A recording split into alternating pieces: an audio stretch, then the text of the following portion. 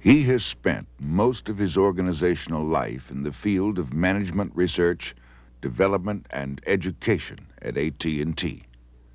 Just before his retirement as Director of Management Research there, he held a joint appointment as visiting lecturer at MIT's Sloan School of Management and at the Harvard Business School. In addition, he has held teaching positions at both Dartmouth College and the University of Virginia. His consultancies include Ohio University, MIT, Ford Foundation, R.K. Mellon Foundation, Lilly Endowment, and the American Foundation for Management Research. As consultant to universities, businesses, foundations, and churches during the tumultuous 1960s and 70s, his eclectic and wide-ranging curiosity, reading, and contemplation provided an unusual background for observing these institutions. As a lifelong student of organization, he has distilled these observations in a series of essays on the theme of servant leadership, the objective of which is to stimulate thought and action for building a better, more caring society. Robert K. Greenleaf. Occasionally, Robert Greenleaf is asked what led him, at age 65, after 38 years with AT&T and 5 years of freelance consulting, to take on the idea of servant leadership and devote his remaining active years to its advocacy. My experience before age 65 prepared me, I believe, to be receptive to the idea when I got it. But the idea and these words were not in my consciousness before that time, as I remember. My last years at AT&T brought me into close working relationship with several colleges and universities, so that when I announced my retirement, I was immediately offered 2 consultancies to the presidents of universities, one of them also to the trustees, with whom I met regularly, during the years of acute student unrest, when things were really in turmoil. Both of the presidents he worked with survived the ordeal, and it really was an ordeal, a shaking experience to be close to it and to know the radical students. Later, he served as consultant to trustee committees of 2 universities, in which one of those presidents was a casualty of the debacle. Those close relationships to 4 universities in crisis were profoundly disturbing to and sharply challenged the feeling he had about the durability of the building blocks of our society, its major institutions, all of which his long experience with AT&T had led him to believe in.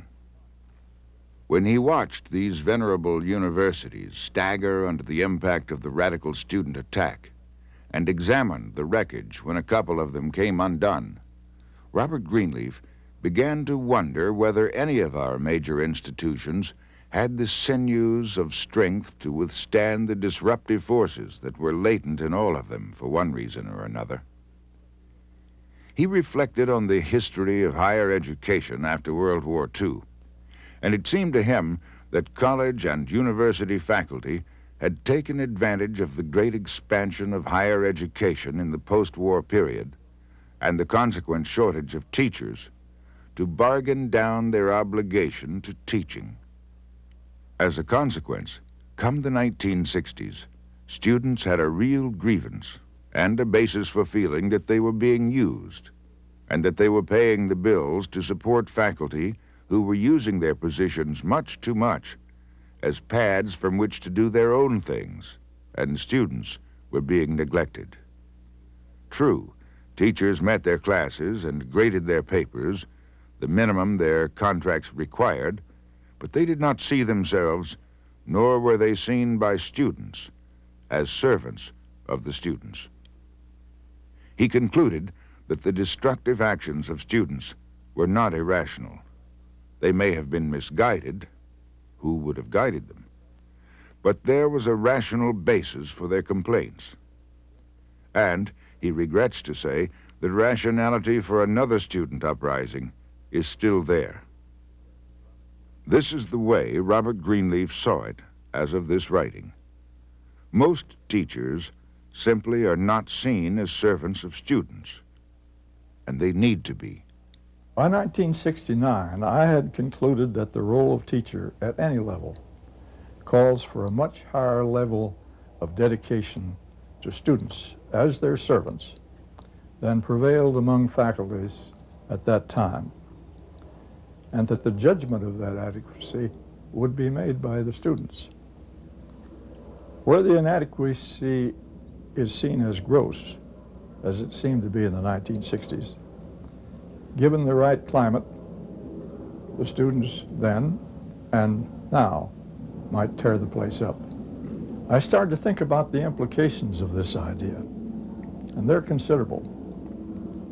And the idea did not seem to me to be limited to teachers, although it may be more critical there than in some other callings. A good society, I believe, would be dominated by the servant idea. The best way Robert Greenleaf has to think about anything is to start to write. Things fall into place better for him when he has a pencil in his hand. He was helped at this point by reading the writings of the contemporary German novelist Hermann Hesse, who at that time was widely read by students. In Hesse's writing, he came across a little book, Journey to the East, that intrigued him. This is an account of a mythical journey by a band of men on a search to the East, probably Hesse's own search. The central figure of the story is Leo, who accompanies the party as the servant who does their menial chores, but who also sustains them with his spirit and his song. He is a person of extraordinary presence. All goes well with the journey until one day Leo disappears. Then the group falls into disarray and the journey is abandoned. They could not make it without the servant Leo. The narrator, one of the party, after some years of searching, finds Leo and is taken into the order that had sponsored the search.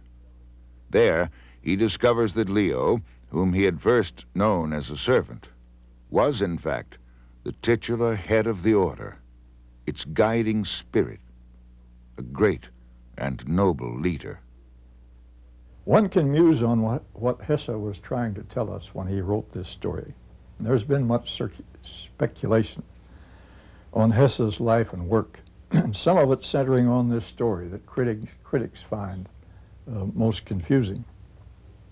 But to me, this story clearly says the great leader, who may also be a little person, is seen as servant first.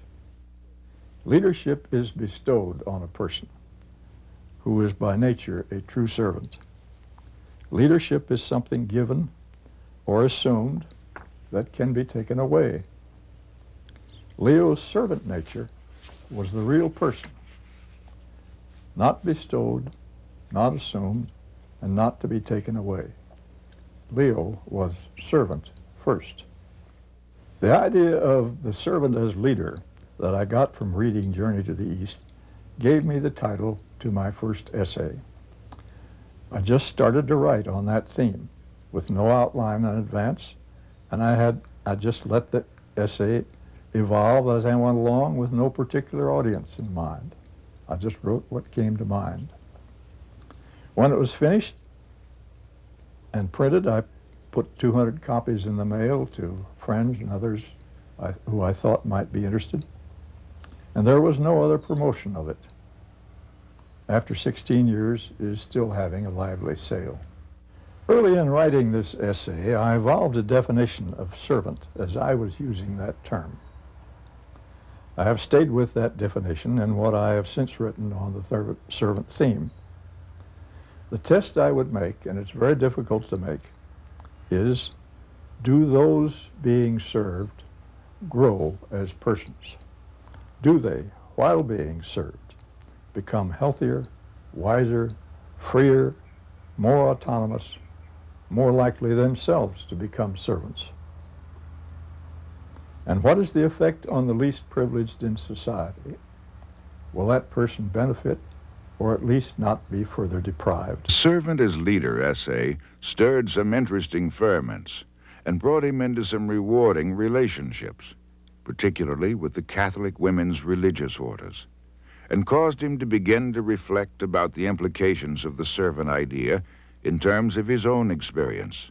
38 years with AT&T and the other institutions, universities, foundations, and businesses, large and small, that he had been involved with after retiring from AT&T.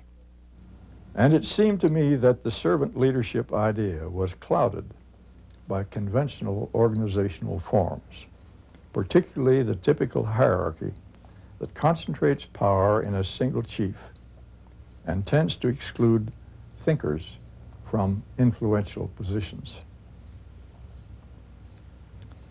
As a consequence, it is rare for a true statesman to emerge among managers in any major institution in which the need for statesmanship is crucial.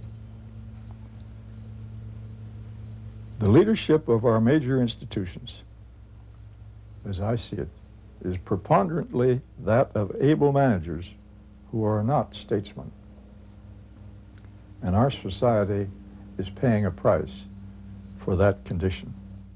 With thoughts like these in mind, I wrote a second essay, The Institution as Servant, that sharply challenged the conventional wisdom about how and with what kinds of talents institutions could best be structured. This essay drew some heated criticism from heads of institutions who were sitting as single chiefs atop a pyramidal structure. Particularly, I took some lumps from heads of large businesses. And I concluded that any new thinking about the better way to structure institutions was not going to originate with those who are locked into the conventional wisdom. And I should think of addressing those in ultimate control, the trustees or directors. So a third essay came, Trustees as Servants. Here, Robert Greenleaf drew on what he knew about how the old AT&T came to be a great covenantal company. He is sure that greatness came because of the power and perception of the super trustee of his day, J.P. Morgan the Elder, who acquired control of the faltering AT&T in 1907, installed a great builder, Theodore Vail, as chief executive, tutored Vail to be the statesman that would be required to preserve the covenantal character of the company, and inspired him with the vision of building a quality institution. Vail ably carried out the mandate Morgan gave him. And who is a statesman, as I'm using that term? A statesman, I see it, is first a very intelligent person, man or woman, who has a clear vision of a great institution, a building, who has a sense of history, particularly the history of the institution one is leading, who is sensitive to events and trends that may hinder moving toward that vision, who has the gift of foresight, and who has the imagination to devise the compromises and strategies that make the best of the conditions foreseen, and who has the courage to act while there is freedom for the initiative to act. In short, to lead. My knowledge of the history of AT&T tells me that Morgan had those qualities because he was by temperament a trustee, not a manager. And he tutored Vail, who was by temperament a manager, so that Vail comes through as a statesman. This, it seems to me, is the critical role for trustees or directors. To know what managers, no matter how able they are or how well experienced they are, to know what managers are not likely to know because they are managers. And to tutor managers, not only in the art of statesmanship, but in those sometimes subtle ways that are important for the building of great institutions. Watching from the detachment of retirement, as the events built up that led to the dismemberment of AT&T was what pushed me into the essays, The Institution as Servant and Trustees as Servants. This brings me up to 11 years ago, after which AT&T was dismembered. I've done some other writing since then, but these first 3 essays are really the benchmarks of my thinking. And in my reflection on why divestiture of AT&T happened, I conclude that it really was inevitable sometime. Because in 1920, when Vail died, there was not a powerful trustee like Morgan around who would tutor a successor in the art of statesmanship. And a great covenantal company like the old AT&T that was always vulnerable to the antitrust laws could not survive indefinitely without a statesman at its head. The moral I draw from this reasoning is that any institution that aspires to be covenantal, especially if it is large, should make sure that it has at least one powerful trustee who has the qualities of caring and statesmanship that Morgan had, and both encourage and permit that trustee to tutor the active managers of the institution to be statesmen. What is the score on where our many institutions, large and small, stand in terms of the quality of the ideas by which they are led? How are we faring in moving toward a more ameliorative society, in which servants are more influential in key leadership spots than they are today? Robert Greenleaf's view is businesses are noisier, more crass, and their motives seem less noble. Therefore, the consequences of non-servants leading them are more evident than in other types of institutions. In my worm's eye view of things, the proportion of businesses that are led by true servants is just as large as in hospitals, schools, churches, and governmental agencies. Such people seem not to be numerous in high places, any place. Therefore, I see it as I see it. If more of our institutions are to be servant-led, so that that becomes the norm rather than the exception, as it now seems to be, then there will need to be a cultural change that establishes servant leaders as the norm. But difficult as it seems, I am hopeful that it can be done in time. At least that has become my prime concern, doing what I can in my small way to help that cultural change to happen.